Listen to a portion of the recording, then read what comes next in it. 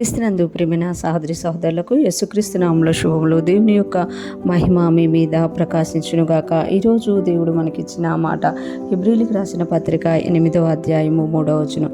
ప్రతి ప్రధాన యాజకుడును అర్పణలను బలులను అర్పించుటకు నియమింపబడును, అందుచేత అర్పించుటకు ఆయనకు ఏమైనా ఉండుట ఆవశ్యము. ఈ మాటలు మనం హెబ్రీయులకు రాసిన పత్రికలో చూస్తున్నాము. హెబ్రీ గ్రంథకర్త ఇక్కడ తెలియజేస్తున్నారు కదా, ప్రధాన యాజకుల గురించి తెలియజేస్తూ ప్రతి ప్రధాన యాజకుడు అర్పణలను బలులను అర్పించుటకు నియమింపబడును.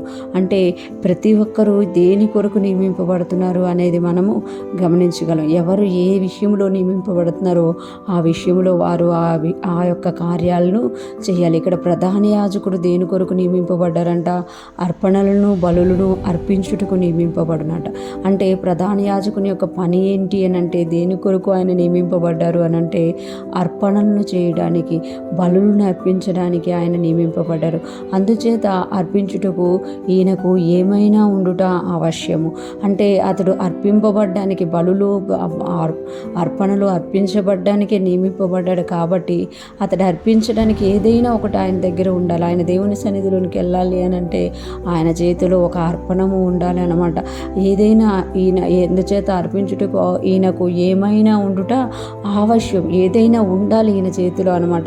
అంటే ఏదైనా అర్పణ ఉన్నప్పుడే ప్రధాన యాజకుడు దేవుని యొక్క మందిరంలోనికి, దేవుని పరిశుద్ధ స్థలంలోనికి, అతి పరిశుద్ధ స్థలంలోనికి సంవత్సరానికి ఒకసారి వెళ్ళినా కూడా ఆయన చేతిలో ఆ అర్పణము ఉండాలన్నమాట. అలాగే మన ప్రధాన యాజకుడైన యేసయ్య ఆయన తనను తానే అర్పించుకొని తన యొక్క నిర్దోషమైన రక్తం తీసుకొని దేవుని యొక్క అతి పరిశుద్ధ స్థలంలోనికి వెళ్ళినట్లుగా మనం ఇక్కడ చూడమట. ప్రతి ప్రధాన యాజకుడు కూడా అర్పించడానికి నియమింపబడినట్లు యేసయ్య మన పక్షమున ప్రధాన యాజకుడుగా నియమింపబడ్డారనమాట.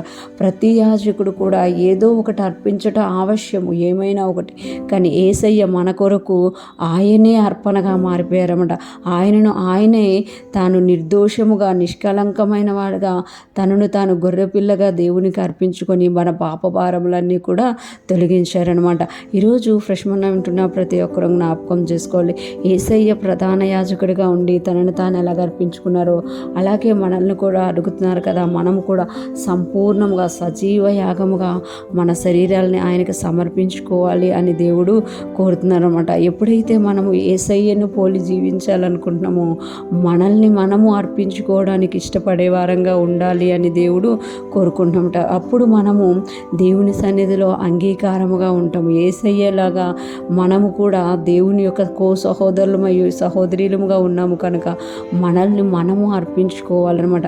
ఈరోజు ఫ్రెష్ మన్నా వింటున్న ప్రతి ఒక్కరము కూడా ప్రధాన యాజకుడు ఎలాగైతే అర్పణము తీసుకొని వెళ్తున్నారో మనము కూడా యేసయ్యలాగా మనల్ని మనం అర్పించుకుంటూ దేవునిలోనికి వెళుదుముగాక.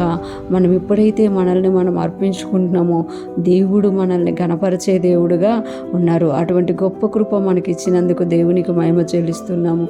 మనము కూడా దేవుణ్ణి స్తుతిస్తూ ముందుకు సాగిపోదుముగాక. ఆమేన్.